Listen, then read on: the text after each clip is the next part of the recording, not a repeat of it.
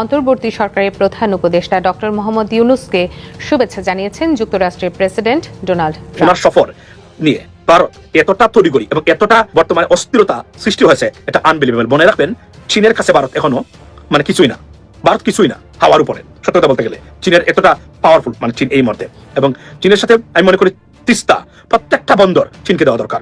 এর চেয়ে বড় ভায়াবল দেশ নাই আমাদের জন্য, কোম্পানি নাই যা আমরা করতে পারি। কারণ চীন বাংলাদেশে যতটা প্রজেক্ট করবে, মনের মাদুর মিশিয়ে উন্নত প্রজেক্ট করবে। কেননা they know why, we know why, right? পশ্চিমা বিশ্বের বাবা আমেরিকা যদি একটা হাত সরকারের উপর থাকে, আমেরিকা যদি খুশি থাকে, তাহলে অনেক কিছু হয়তোবা দেশের ভেতরে কন্ট্রোলিং এ চলে যাবে।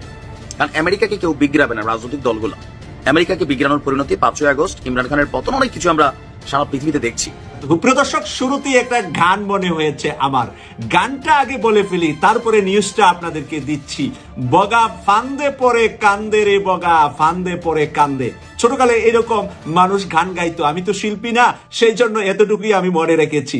আজকে বগা ফান্দে পরে যে কান্দে, ডক্টর ইউনূসের কাছে নরেন্দ্র মোদী কি ভাষায় কেঁদেছেন, মানবজমিন পত্রিকা হেডলাইনটা আপনারা শুনলেই বুঝতে পারবেন, আপনারা বিচক্ষণ মানুষ।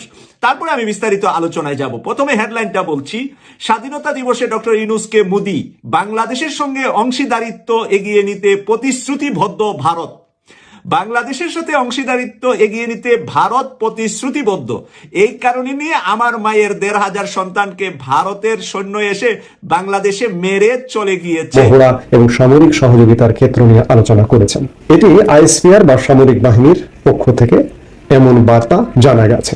এছাড়া মার্কিন দূতাবাসও বুধবার একটি সংবাদ বিজ্ঞপ্তি দিয়েছে। সেই বিজ্ঞপ্তিতে মার্কিন দূতাবাস যেটি বলছে, 2 দিনের সফরে লেফটেন্যান্ট জেনারেল জোয়েল ভায়েল বাংলাদেশের সশস্ত্র বাহিনীর জ্যেষ্ঠ কর্মকর্তাদের সঙ্গে সাক্ষাৎ করেন।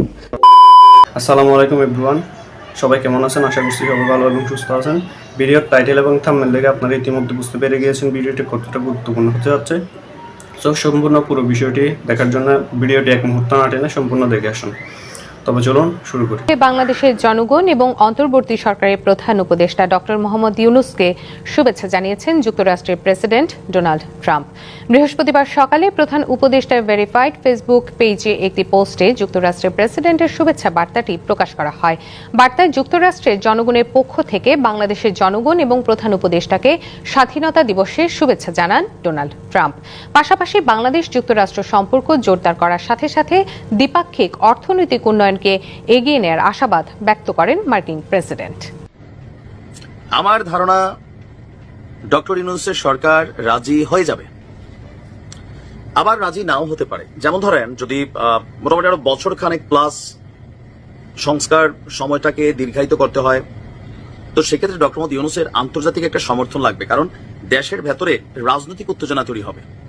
তো সেক্ষেত্রে যারা পশ্চিমা বিশ্বের বাবা আমেরিকার যদি একটা হাত সরকারের উপর থাকে, আমেরিকা যদি খুশি থাকে, তাহলে অনেক কিছু হয়তোবা দেশের ভেতরে কন্ট্রোলিং এ চলে যাবে। কারণ আমেরিকাকে কেউ বিগড়াবে না, রাজনৈতিক দলগুলো। আমেরিকাকে বিগড়ানোর পরিণতি 5ই আগস্ট, ইমরান খানের পতন, অনেক কিছু আমরা সারা পৃথিবীতে দেখছি। আপনারা জানেন যে গতকালকে একটা নিউজ দিয়েছিলাম যে মার্কিন জেনারেল, যুক্তরাষ্ট্রের আর্মি প্যাসিফিকের deputy commanding general Joel P Vowell, তিনি এই মুহূর্তে বাংলাদেশে আছেন। বাংলাদেশ সফর করে কালকে সমুদ্র চলে গেছেন। যাওয়ার আগে একটা প্রস্তাব দিয়ে গেছেন। ফায়দা রে ভাই, ফায়দা। ট্রাম্পের সরকার একটু বেশি ভালো হলে বুঝতে হবে আর কি, পিছনে তাদের ফায়দা, তবে আমাদেরও হয়তো বা এখানে ফায়দা হবে, কারণ আমরা তো কিনছি। আসুন, কি কিনার ফায়দা বা কেন কিনা উচিত?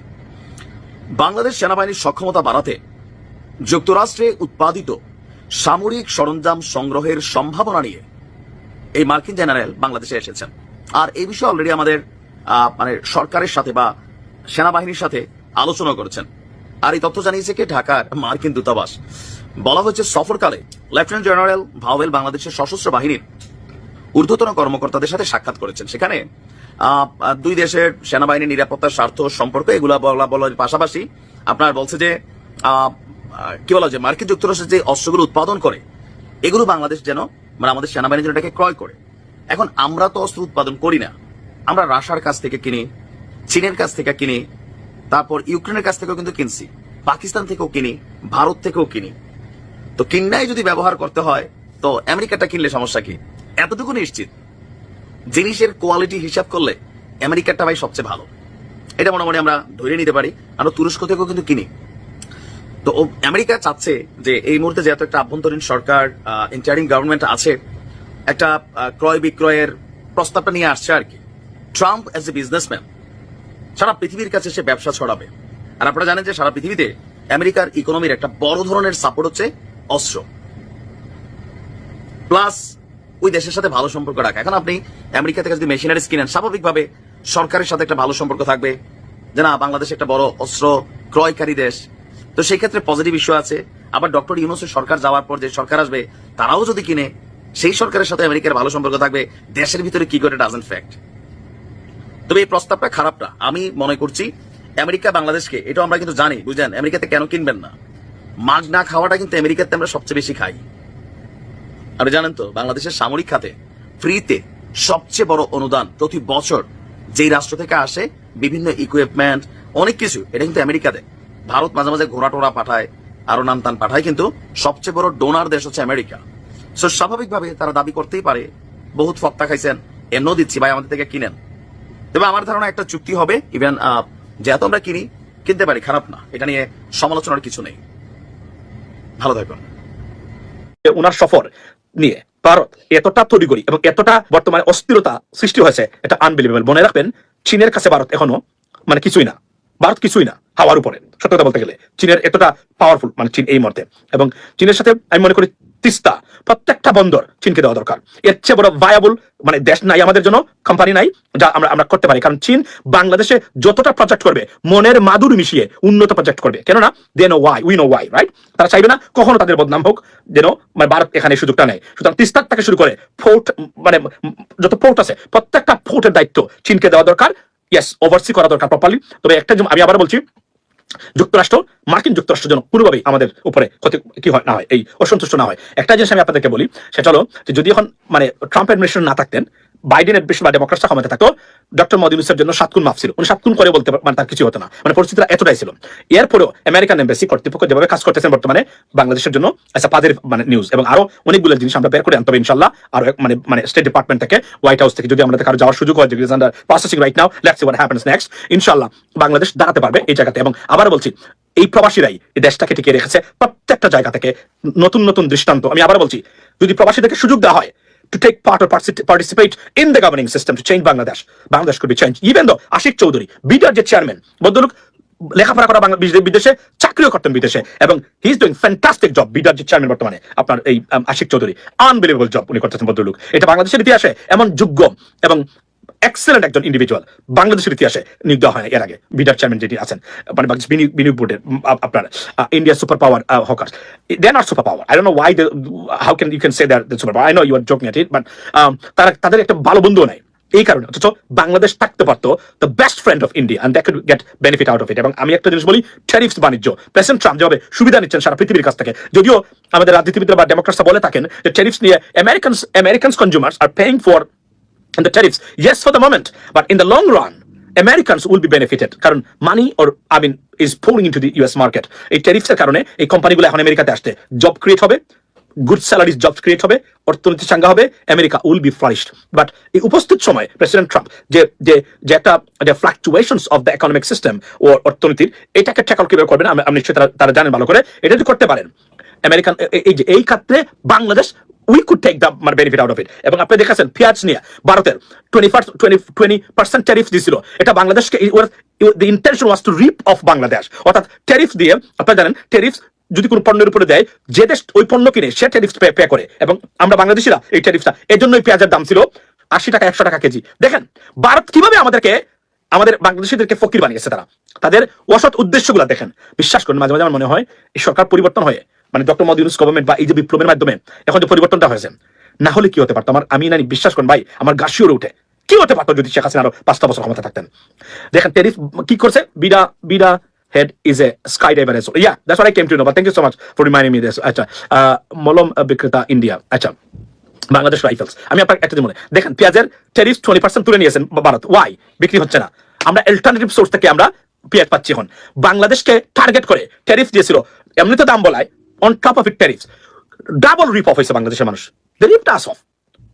দেখেন কতটা দুর্নীতি, এটা কি ফ্রেন্ডলি সম্পর্ক, পেঁয়াজ দিয়ে আলু দিয়ে এটা ভেঙে চুরমাচুর করে দিচ্ছে বাংলাদেশের বর্তমান সরকার। আজকে দেখেন উনি নিশ্চিত করেছেন যে দ্রব্যমূল্য নিয়ে মানুষের প্রশান্তি, মানুষ ভেরি মানে placed with the commodity price, daily commodity price, right prices. So এটা কন্টিনিউ থাকবে এবং এটার একটা সাকসেস, এটা ওভারনাইট আসে নাই, এটা কেউ না কেউ কাজ করতেছে এখানে to break down or dismantle this syndicate group, ladies and gentleman. So it's a great news. এবং এই সফর নিয়ে ভারত দ্বিধা বিভক্ত, ভারতে চলছে প্রচন্ড অস্থিরতা।